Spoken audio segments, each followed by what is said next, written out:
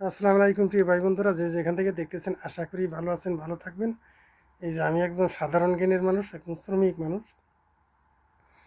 কিয়ামত পর্যন্ত যদি আল্লাহ না করে কিয়ামত পর্যন্ত যদি বাংলাদেশের ইলেকশন হয়, কোনো দিন যারা জনগণে ভোট দিব, জনগণের আকাঙ্ক্ষিত প্রার্থীরে কোনো দিন তারা দেখতে পারবো না।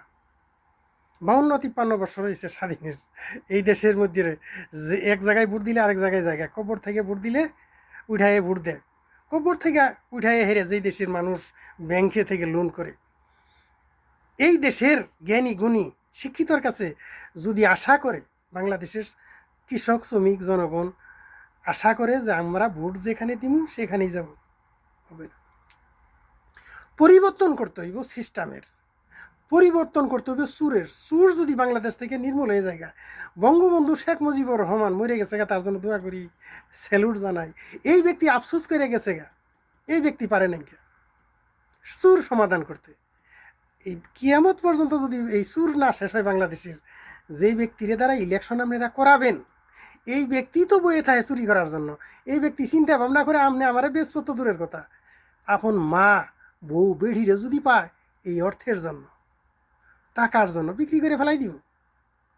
ভাই, যে দেশের লোকে ব্যাংক লুট করে, যেই দেশের শিক্ষিতরা ব্যাংক লুট করে, কবর থেকে মানুষ উঠাইয়া লোন করে, এই দেশের কাছে আশা করবেন আপনি, এই দেশের শিক্ষিত লোকের কাছে আশা করবেন যে আপনার ভোটটা আপনি এক জায়গায় দিলেন আর সেখানেই থাকলো, হবে না।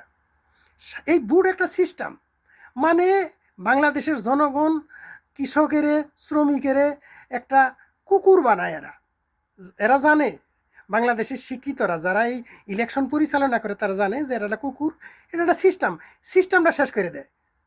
এটা ইলেকশন আহে কোটি কোটি হ্যাঁ আমাদের গামজারের এটা একটা সিস্টেম শেষ করে দেয়।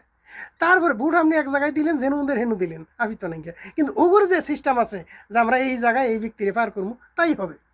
কিয়ামত পর্যন্ত ইলেকশন যদি এই সিস্টেমে চলে, তাহলে ওরা যারা প্রশাসন এবং যারা ইলেকশনের সিস্টেমটা পরিচালনা করে, ইলেকশন কমিশনার, এই দুইটা ব্যক্তি মিলেই এই কামগুলা করে আপনি এক জায়গায় ভোট দিবেন, ভোট আরেক জায়গায় যাবো গা। কিন্তু একটা সিস্টেম, বাংলাদেশের সিস্টেম 5 বছর পর ইলেকশন, এটা ভোট দেওয়ার লাগবো। আপনারা শুধু ভোটের কেন্দ্র নিয়ে যায়, এতটুকুই তাদের দায়িত্ব। ভোট কই যাবো সেই চিন্তা আপনি করে না, কি বুঝলেন? এর নামই বাংলাদেশের শিক্ষিত। বাংলাদেশের শিক্ষিতরা চিন্তা করে যে দুইটা, একটা হইলো আঙ্গরে বেকুব বানায়, আঙ্গরে বানাইতেছে এরা গাধা, শুয়োর, জানোয়ার। বাংলাদেশের শিক্ষিতরা মনে করে যে বাংলাদেশের কৃষক শ্রমিক এরা যারা আছে এরা হইল সবচেয়ে নিকৃষ্ট পশু। আমরা করে ভোটের কেন্দ্র নিয়ে আমু আর পারাপারি করে ভোট দিব, আর আমগরে মন চাবো আমরা যেখানে ইচ্ছে সেখানে ঢুকাই দিব। ভিডিও লাইক দিন, শেয়ার দিবেন। বোঝার সময় এসে গেছে গা যে বাংলাদেশে মানুষ আজ পর্যন্ত একটা ভোটের সিস্টেম পরিবর্তন করতে পারে নাই। যতদিন পর্যন্ত এই বাংলাদেশের ভোটের সিস্টেমের পরিবর্তন না হবো, ফরেন্সিক চেক করে ভোটগুলো গুনতে হইব, ভোটার আইডি স্মার্ট হইতে হইব। একটা লোক যেন ভোটার আইডি স্মার্ট কার্ড মেশিনে পাস না করে যেন ভোটের কেন্দ্র ঢুকতে না পারে, বারকোড লাগাইয়া ওই ভোটও দিতে হইব, মেশিনে গুনতে হইব, তারপরে ডিক্লিয়ার দেন না করতে এলেছেন। এই দেশেও এটা কোনো দিনও করবো না তারা, যারা শিক্ষিত আছে তারা কোনো দিনে করবো না। আমি লিখাইলে আমি লিখেও করবো না, এখন বিএমপিও করবো না, আবার জামাত ক্ষমতায় ও জামাতে করবো না। কিন্তু মাঝখান থেকে আঙ্গরে বানাই দিল বেকুব, আঙ্গরে অর্থটা গায়েব করলো, আর আঙ্গরে বানাইলো বেকুব, আঙ্গরে লো গাধা।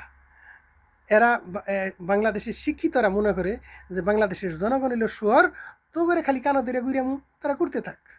ভিডিও লাইক দিবেন, শেয়ার দিবেন।